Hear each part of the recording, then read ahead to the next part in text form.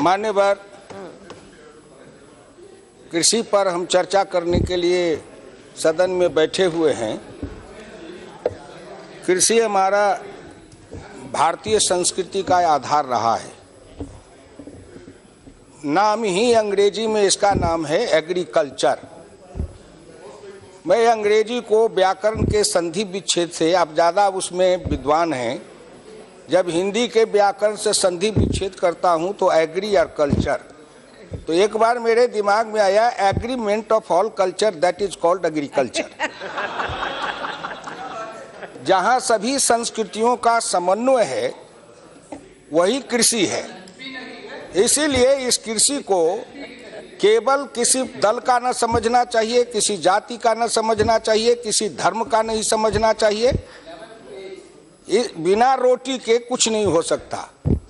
जब हम समाजवादी आंदोलन में थे तो नारा लगाते थे, मांग रहा है हिंदुस्तान रोटी कपड़ा और मकान। साम्यवादी मांगा करते थे, मांग रहा है हिंदुस्तान लाल किले पर लाल निशान। तो उनको लाल किले पर लाल निशान चाहिए था, मुझे हिंदुस्तान में रोटी कपड़ा और मकान चाहिए था।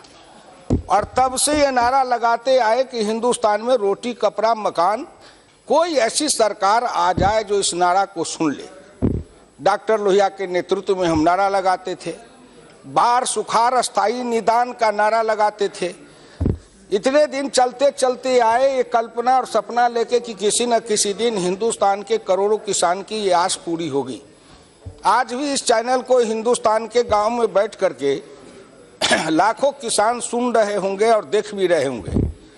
इसलिए मैं सामान्य सदस्यों से प्रार्थना करूंगा कि चाहे कोई बोले, लेकिन केवल सरकार की कमी और नीतियों की आलोचना करने के बनिस्पत सरकार द्वारा चलाई जाई योजनाएं हैं, उन योजनाओं से हिंदुस्तान के लोगों का जो समग्रता में परिवर्तन होने वाला है, आर्थिक परिवर्तन, सामाजिक परिवर्तन, बौद्धिक परिवर्तन, शैक्षणिक परिवर्तन, ये समग्रता में जो परिवर्तन होने वाला है इन नीतियों के कारण, उस पर विस्तार से चिंतन करें, क्योंकि एक दिन में नहीं होगा। सुरेश जी किसान के चर्चा कर रहे थे। हिंदुस्तान में किसान तीन तरह के हैं, एक है हलधारी, एक है छाताधारी, एक है बंगलाधारी। हिंदुस्तान के अंदर जो लघु सीमांत किसान हैं, लघु सीमांत किसान वो है 60%, लघु किसान है वो है 18%, ये है हलधारी। और इनके ऊपर 5-10% किसान है जो है छाताधारी। और हिंदुस्तान के ऊपर 1-8% किसान है जो बंगलाधारी, फार्म हाउस बनाते हैं, ठाट बाट से रहते हैं। 1 एकड़ 2 एकड़ का फार्म हाउस है, कागज में उसमें दिखाते हैं कि 2 एकड़ का फार्म हाउस, आमदनी सालाना में 3 लाख। ऐसे जो किसान है उनको केवल दिखावटी किसान है, बंगलाधारी किसान है। मैं जीवन भर रहा हलधारी किसान, कुछ दिन में बना छाताधारी किसान। छाताधारी किसान वो है जो किसान के साथ मेरे पर खड़ा रहता है, उसको रोटी लाके देता है, पानी लाके देता है। कभी किसान बीड़ी पीने लगता है या तंबाकू खाने लगता है हल छोड़ के, तो छाताधारी किसान हल चलाने लगता है, कुदारी चलाने लगता है, अपने काम को बंद नहीं होने देता है। वो उसका सहयोगी है, वो है हिंदुस्तान का असली किसान। भारत में जो कृषि क्रांति आई थी, उस कृषि क्रांति का 70 से 90 के दशक में हिंदुस्तान में 20 बरस, अगर सही माने में कहिए तो हिंदुस्तान में अन्न का उत्पादन भी बढ़ा है। और हिंदुस्तान के अंदर जिसको कहते हैं एग्रीकल्चर ग्रोथ, उसका परसेंट भी बढ़ा है उस 20 वर्ष में। वो भारत सरकार के सामने आंकड़े हैं। और हिंदुस्तान के इस कृषि क्रांति करने में किसने सफलता पाई थी, किसके कारण सफलता मिली थी, कभी इस पर भी ध्यान देना चाहिए। मैं कृषि समिति के स्टैंडिंग कमेटी का चेयरमैन हूं, लेकिन इससे पहले 77 से मैं हिंदुस्तान के सभी ICAR के अनुसंधान संस्थानों का भ्रमण किया हूं। मैं मानता हूं कि हिंदुस्तान का ICAR का अनुसंधान संस्थान और कृषि विज्ञान केंद्र आज भारत में उस तरह से बनाया गया है और आगे बनाया जाना चाहिए जो हिंदुस्तान के लिए वो कृषि सांस्कृतिक समन्वय का एक केंद्र बने। वहां किसान उसको तीर्थ स्थान के जैसे समझे। कितना उनका योगदान है, कृषि वैज्ञानिकों ने कितना किया है। आपके यहाँ इंदौर में जो सोयाबीन का है और गेहूं का अनुसंधान संस्थान है, मैं उसमें गया था घूमने के लिए। आज बीज की बात लोग करते हैं, ऐसा बीज बना लो, ऐसे बीज बना लो, जैसे लगता है हमारे मिथिलांचल में कहते हैं चटमंगनी पट बिया, कि तुरंत बात करो, तुरंत शादी करो, तुरंत बच्चे पैदा करो। ऐसा तो नहीं हो सकता ना। एक बीज बनाने में, न्यूक्लियर बीज से और सर्टिफाइड बीज बनाने तक में, फार्मर्स बीज तक जाने में वैज्ञानिकों को 10 बरस समय लगता है। 10 बरस में एक नया बीज बना के तैयार करता है, और वो बीज तब हिंदुस्तान में क्रांति करता है। पंतनगर से जो बीज निकाला गया, RRA गेहूं का बीज निकला, या धान के जो बीज निकले थे प्रारंभ में, ताइचुन से लेके, IR8 से लेके, जाया से लेके, ये इतने वैरायटी जो धान के निकलते चले गए, उसके कारण हमारा उत्पादन बढ़ते चला गया। किसान को अगर सही माने में प्रशिक्षण दिया गया होता, प्रसार का काम हुआ होता, किसानों को जानकारी दी गई होती, किसान को आधुनिक यंत्र का, आधुनिक तकनीक का, कृषि विज्ञान की जानकारी दी गई होती, तो आज हिंदुस्तान जहां है, हम जो 2,272 मिलियन टन का उत्पादन कर रहे हैं, वो आज हम 300 मिलियन टन से ऊपर तक पहुंच गए होते। लेकिन क्यों नहीं हुआ? प्रसार का काम नहीं हुआ, प्रशिक्षण का काम नहीं हुआ। हम मधुबनी में, जिस समय मैं यहाँ कृषि मंत्री था, उस समय संजोग से मधुबनी में एक डिस्ट्रिक्ट मजिस्ट्रेट थे। वो डिस्ट्रिक्ट मजिस्ट्रेट पूसा ICAR से PhD थे, एग्रीकल्चर से, संजोग था। वहां हमने प्रयोग किया कि कैसे हम किसानों को ट्रेनिंग दे सकते हैं। तो हमने फार्मर्स में से ट्रेनर चुना, प्रशिक्षित किया, गांव के किसानों को ट्रेनिंग दे करके प्रशिक्षित किया, और उसके द्वारा फिर किसानों को प्रशिक्षित कराने लगे। जो हमारा मॉडल बना है बिहार में, नीतीश कुमार ने रोड मैप जो बनाया है एग्रीकल्चर का, उसमें इनको इंट्रोड्यूस किया है कि किसान को किसान से प्रशिक्षित दिलाओ, किसान किसान को समझावे, किसान किसान को पढ़ावे, खग जाने खगी के भाषा। किसान है वो देसी बोली बोलता है, और उनको समझाने के लिए बिलायती भाषा वाले चले जाते हैं। वो क्या समझेगा? उनके भाषा में समझाओ।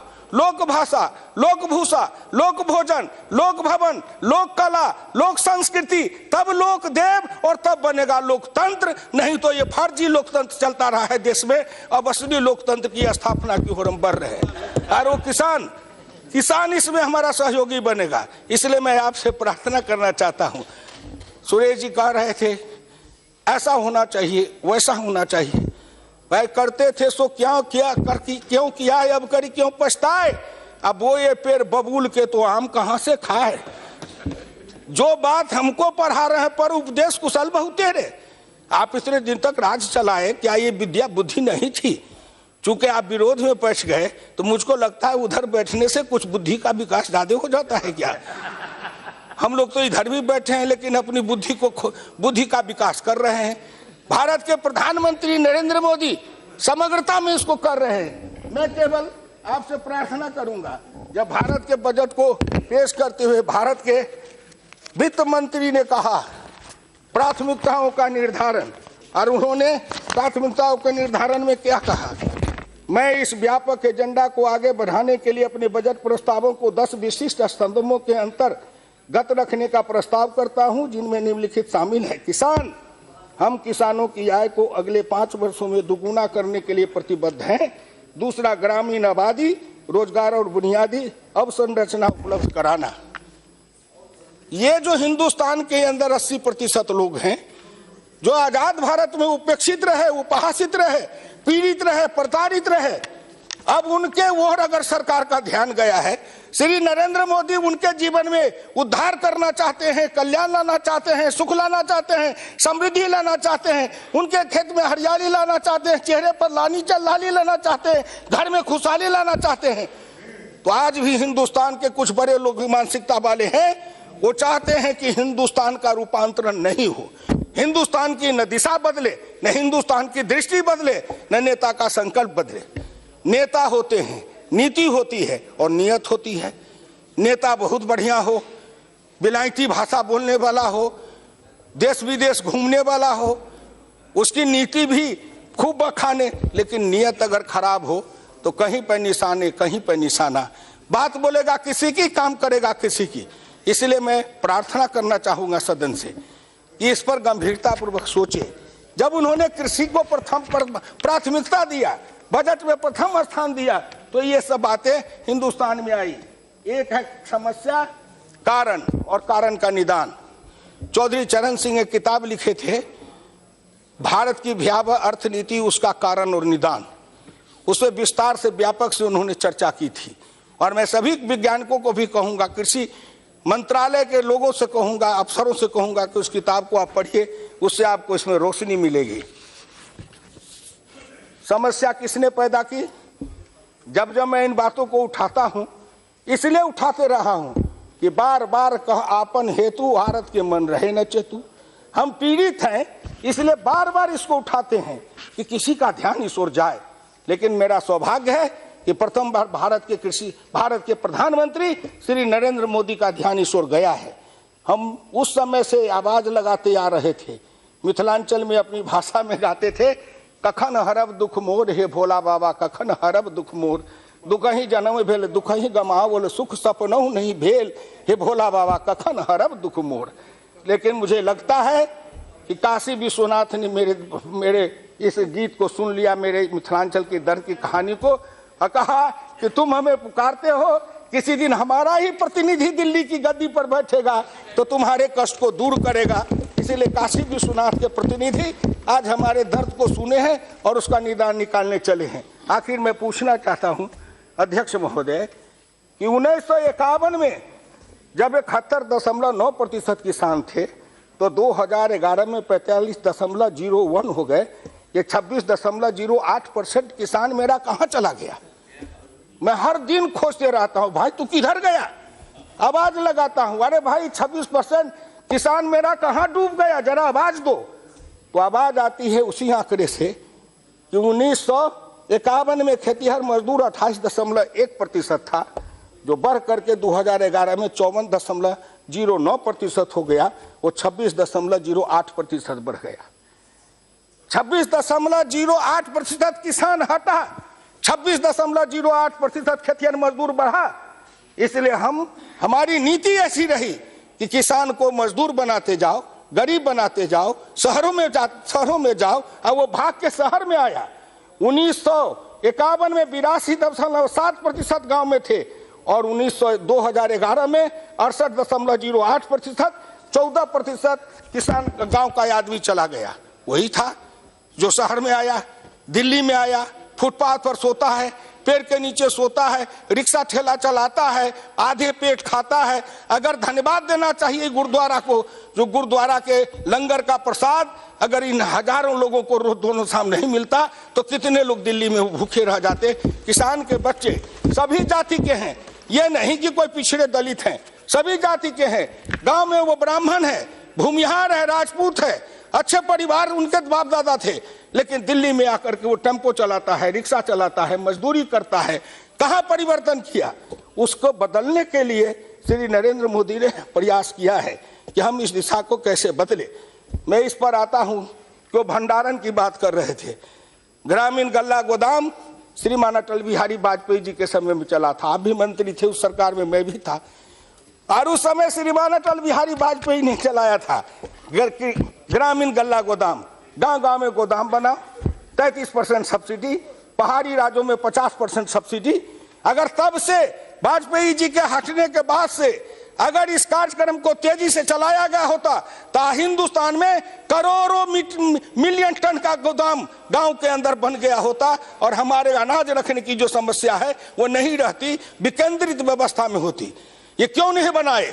इसलिए नहीं बनाए कि गांव गांव में गोदाम बन जाएगा, वहां अनाज रखा जाएगा, FCI बंद हो जाएगा, उसके बीच में जो खाने वाले लोग हैं, 2 पैर 4 पैर वाले चूहा, वो सब हिंदुस्तान से कहां भाग जाएंगे, इनको कौन बचाएगा?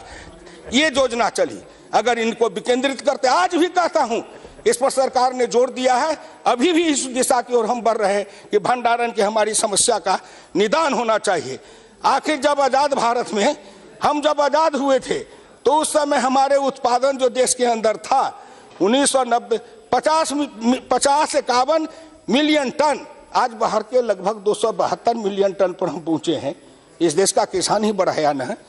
अन्न का उत्पादन, फल का उत्पादन, सब्जी का उत्पादन, दूध का उत्पादन, ये सभी मात्रा में समुद्र के अंदर जो खाद्य पदार्थ हैं उन पर खोज अनुसंधान उत्पादन, समग्र दिशा में भारत के कृषि वैज्ञानिक लगे हुए हैं और आईसीआर के जो संस्थान के वैज्ञानिक लगे हुए हैं।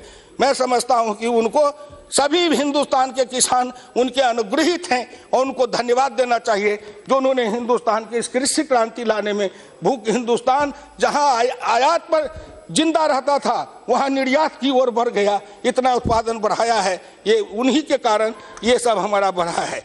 आपसे मेरी विनम्र प्रार्थना है, भारत सरकार ने पशुधन के विकास के लिए योजना चलाई है, देसी नस्ल के पशुओं के विकास के लिए योजना चलाई है।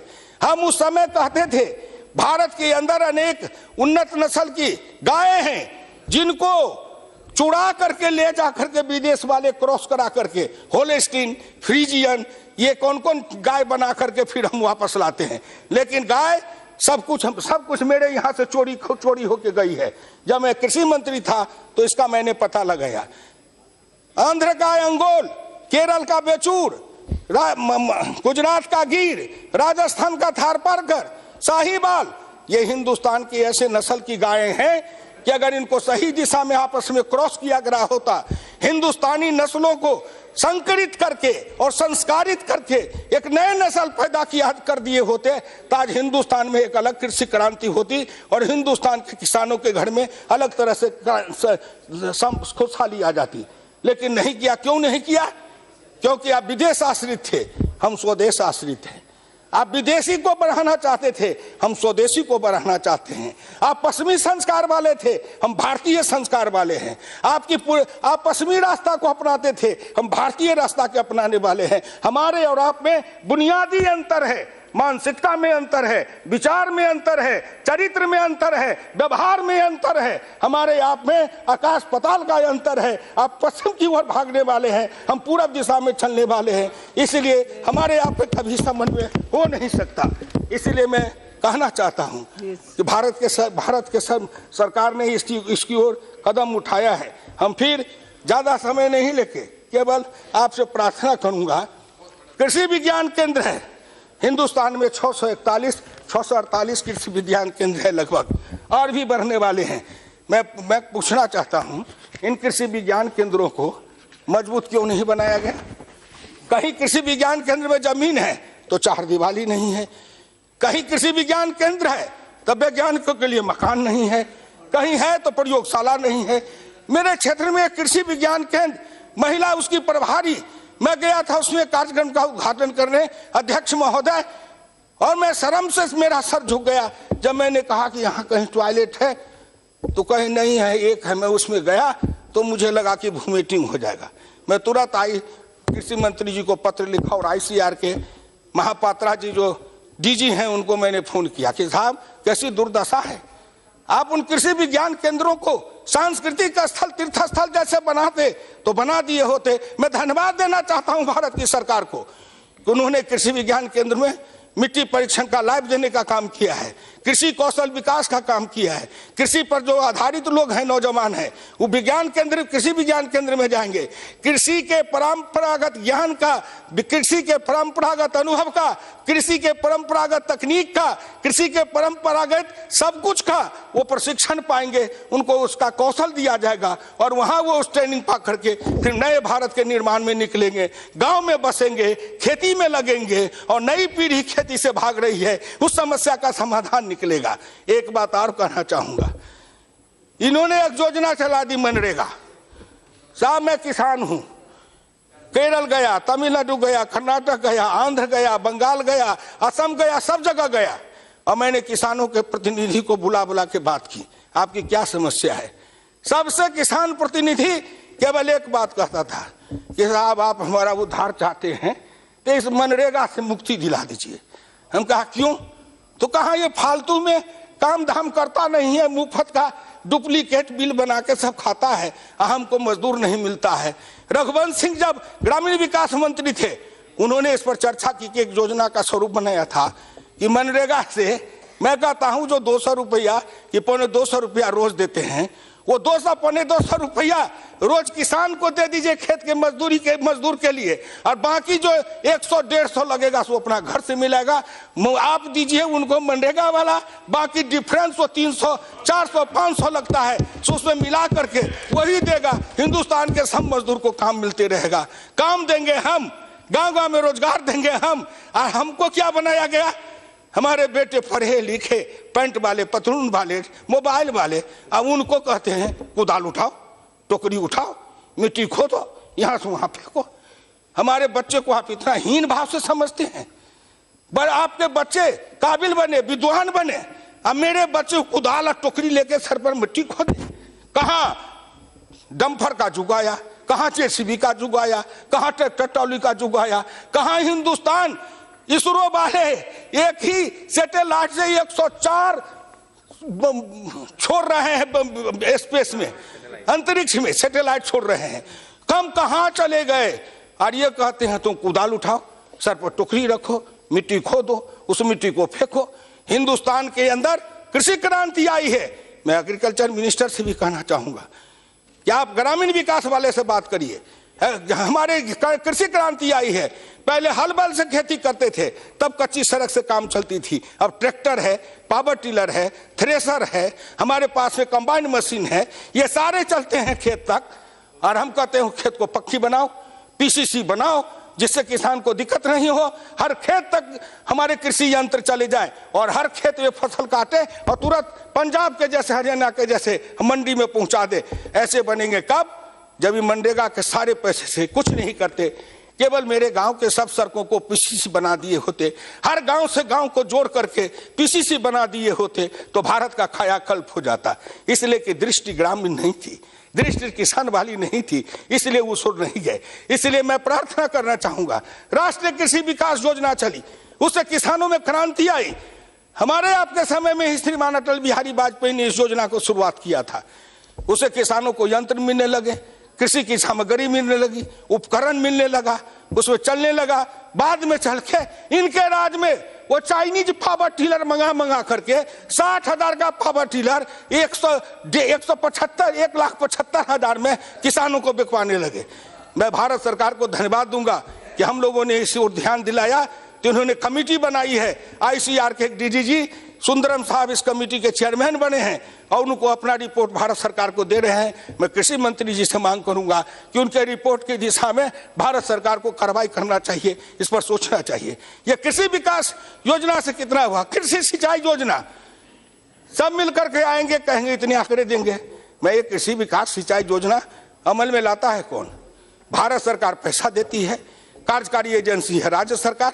भारत सरकार की फसल बीमा योजना है, बिहार की सरकार टाल मटोल करती रही, लाख बहाने करती रही, नहीं बना पाए। उत्तर प्रदेश में कृषि ये बीमा योजना सही ढंग से चालू नहीं हुआ, किसानों को लाभ नहीं मिला। बिहार में पाछे चला, उतना लाभ नहीं मिला। तो ये फसल बीमा योजना लागू करेगी बिहार राज्य सरकार, एजेंसी चुनेगी राज्य सरकार, हिस्सा अपना देगी राज्य सरकार, हम अपना हिस्सा देंगे। भारत सरकार को धन्यवाद देना चाहिए कि उसमें जो किसान को लगता था किस्त, वो किस्त की दर इतना कम है कि उसका कोई ठिकाना नहीं है, वो कोई दे सकता है। हमारे पास में आंकड़े हैं, उसमें जितने भी कृषि विकास फसल बीमा योजना है उसमें बंगाल में ज्यादा हुआ। मैं कारण पूछा तो बंगाल की सरकार ने किसान का जो किस्त है 2%, 1.5%, उसने सरकार ने अपने तरफ से जमा कर दिया, इसलिए वहां की फसल बीमा योजना ज्यादा लागू हुई। इसलिए आपसे कहूंगा कि राज्य सरकारों को इस पर ध्यान देना चाहिए। ये हमारी सिंचाई योजना है, ये सिंचाई योजना पर क्या ध्यान दिए? पश्चिमी कोसी नहर बिहार में 1960 में पंडित जवाहरलाल नेहरू जी ने शिलान्यास किया। साहब जवाहरलाल जी गए, इंदिरा जी गई, राजीव जी गए, कौन कौन साहब आ गए, नरसिंहा राव गए, मनमोहन जी गए, आते गए गाते गए, और आज तक वो योजना यूं की यूं खड़ी है। मेरी खेत चली गई, उसमें नहर बना दिया, न जमीन में पानी आता है, न हमारी खेत में फसल पैदा होती है, मार के रख दिया इतने दिन से। लेकिन इन्होंने कई करोड़ रुपया दिया है भारत सरकार ने पुरानी योजना को लंबी योजनाओं को पूरा करने के लिए इनकी दृष्टि है। इसलिए मैं कहना चाहता हूं, अगर सभी छोटी छोटी नहरों को खुदाई कर दी गई होती, मृत नदियों की खुदाई कर दी गई होती, और गुजरात के जैसे अगर हजारों चेक डैम छोटे बड़े बना दिए गए होते तो हिंदुस्तान के खेत खेत में पानी पहुंच गया होता। इस पैसा में क्यों नहीं लगाए? क्योंकि उस ओर दृष्टि नहीं गई। अब श्रीमान नरेंद्र मोदी आए हैं, गुजरात में जो उन्होंने बनाया था उसी तरह हिंदुस्तान में लाना चाहते हैं। छोटे छोटे चेक डैम बनाओ, सभी पुरानी नहरों को खुदाई कर दो, पोखरा तालाब की खुदाई कर दो, निजी तालाबों को भी खुदाई कराओ, पानी का स्टोरेज बनाओ, उसका संचयन करो, संग्रह करो, वितरण करो। सारे कुछ अगर वैज्ञानिक ढंग से करेंगे तो हिंदुस्तान में तरक्की होगी। मैं इतना ही कहना चाहता हूं, हर खेत में पानी, पानी हर खेत में, हर जात को पानी। मैं जब कभी बोलता हूं तो कहता हूं हर खेत को पानी, जिसकी जितनी संख्या उतना पानी, जितना मुसलमान की संख्या उनको खेत में उतना पानी, जितना यादव है उसके खेत में उतना पानी, जिसकी संख्या कम उसके खेत में पानी उतना कम। लेकिन इस देश की दृष्टि अद्भुत है अध्यक्ष महोदय, खाए किसी का और गीत गाए किसी का। ये कब तक देश में ही चलेगी? पहले नागरिकों में ईमानदारी आवे कि भारत सरकार की ये योजना है, ये समग्रता में योजना है, किसी के साथ भेदभाव नहीं है, हर खेत को पानी, हर हाथ के काम ये मिलेगा। आखिर में मैं कहूंगा, जब हमारे किसान के बेटे को भरपेट अन्न मिलेगा, फल मिलेगा, सब्जी मिलेगी, दूध मिलेगा, अंडा मिलेगा, अंडा की संख्या बढ़ी है, अब हर 6 साल में 66 अंडा आदमी को खाने के लिए मिल रहा है। वो अंडा का उत्पादन बढ़ा है, मछली का उत्पादन बढ़ा है, सब्जी का उत्पादन बढ़ा है। मेरा गांव उतना संपन्न नहीं है, लेकिन मेरे गांव में जहां पूरे गांव में लोग 12-15 किलो सब्जी खाते होंगे अध्यक्ष जी, तो बहुत बड़ी बात। लेकिन आज मेरे गांव में 10 क्विंटल सब्जी रोज बिकती है। मैंने पूछा कि भाई इतनी सब्जी कैसे खा रहे? तो कहा लोगों के पास में खुशहाली आई है। और नीतीश कुमार को धन्यवाद जो उन्होंने शराब की बंदी कर दी, अब पैसा उधर नहीं फूक करके खूब सब्जी खा रहा है, खूब दूध पी रहा है, और इस तरह उनकी घर की उन्नति बढ़ रही है। इसीलिए मैं कहूँगा कि अन्य हिंदुस्तान को आत्मनिर्भर बना है तो उन वैज्ञानिकों ने फल का उत्पादन बढ़ाया है, मछली के नए किस्म निकाले हैं, फल के नए किस्म निकाले हैं, सब्जियों के नए किस्म निकाले हैं, अधिक उत्पादन देने वाले निकाले हैं, गुणवत्ता वाले निकाले हैं, उनका प्रसंस्करण ठीक से हो उसका निकाला है। 1 साल में नहीं, माननीय श्री नरेंद्र मोदी को मैं हिंदुस्तान के गांव गरीब किसान मजदूरों से कहूंगा कि तुम 1 साल 2 साल नहीं, 2024 का चुनाव आएगा, तब 2024 तक नरेंद्र मोदी को जिताते जाओ, तब देख लेगा हिंदुस्तान दुनिया का सबसे 1 नंबर देश बनेगा, विश्व का सबसे शक्तिशाली राष्ट्र बनेगा। क्योंकि नेता सही है, नीति सही है, और सबसे बड़ी बात की नीयत भी सही है। अब नेता सही है, नीति सही है, नियत भी सही है। हे किसान, आपसे मैं कहना चाहता हूं, जैसी नियत वैसा फल। आपकी जैसी नियत थी वैसा आपने पाया, हमारी जैसी नियत है वैसी हमारी नियति बन रही है। आप क्यों घबराते हैं कि हमने क्या कमाल किया है? अभी क्या देखे हो, उत्तर प्रदेश तो एक टेलर है। आने वाली चिंता करो कि 2019 में जब संपूर्ण भारत में ऐसे ही महाक्रांति आएगी, तब आप देख लेना कि हिंदुस्तान के लोग क्या चाहते हैं। आप उन गरीबों की पीड़ा नहीं समझते हो, बात नहीं समझते हो, भावना नहीं समझते हो, उनका दुख दूर करना नहीं चाहते हो, इसलिए आपकी ये गति हुई है। इसलिए मैं सबसे कहना चाहूंगा, सभी राजनीतिक दलों से कहना चाहूंगा, बदलो, अपने को बदलो, रूपांतरित करो, समाज के अनुसार, देश के अनुसार, काल के अनुसार रूपांतरित करो। और हिंदुस्तान के किसान के लिए जितनी योजनाएं इसमें लिखी हुई है, मैं पढ़ने लगूंगा तो 2 घंटा से कम नहीं लगेगा।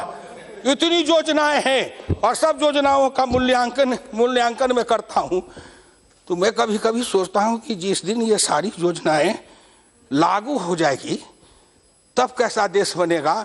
तो मुझे लगता है जोगी अरविंद का सपना पूरा होगा कि उस दिन धरती का स्वर्गीकरण हो जाएगा, भारत का स्वर्गीकरण होगा। विवेकानंद का सपना अधूरा था, वो पूरा हो रहा है। जोगी अरविंद का धरती का स्वर्गीकरण का सपना अगर कभी पूरा होगा तो वो सपना श्री नरेंद्र मोदी के नेतृत्व में भारत में पूरा होगा। और जिस दिन गांव गरीब किसान का स्वर्गीकरण होगा, रूपांतरण होगा, उस तरह से भारत सरकार की नीति है। मैं किसान होने के नाते, मेरा पूर्वज किसान, मेरे पिताजी हल चलाए, मैं हल चलाया, भैंस के पीठ पर गीत गाया, और आज मैं इस संसद में हूं और उस कामना के साथ आया। लोहिया ने कहा था, तुम मेरी राह पर सीधे चलते जाना, याद रखना हुकुमचंद, एक न एक दिन कोई ऐसा पिछड़ा का बेटा आएगा जो हिंदुस्तान का प्रधानमंत्री बनेगा, उस दिन तेरी सभी कामनाएं पूरी होगी। मैं डॉक्टर लोहिया यहीं उधर बैठते थे, उनकी आत्मा से कहना चाहता हूं कि आप भी किसी दिन आकर के यहाँ घूमो, देखो, और कहीं त्रुटि हो तो आप सपना में भी कुछ कह दो कि उस दिशा की ओर बढ़े। गांधी, लोहिया, दीनदयाल, इन तीनों की अभिलाषा थी, चौधरी चरण सिंह की कामना थी। नरेंद्र मोदी उन सब महापुरुषों की कामना को कामयाब करने आया है, रूप देने आया है, साकार करने आया है। इसलिए नरेंद्र मोदी समेत भारत के सभी मंत्रियों को धन्यवाद देता हूं। और गांव के गरीब किसान मजदूर जो मेरी बात को टीवी के चैनल पर सुन रहे हैं, उनसे कहता हूं, संभलो, धोखा में मत फंसना, अपनी दिशा वैसे रखना जैसे यूपी में रखे हो, इसी दिशा में बढ़ते जाना, बढ़ते जाना। एक न एक दिन हम अपनी कामयाबी का झंडा फहरा के विश्व विजेता बनेंगे। धन्यवाद।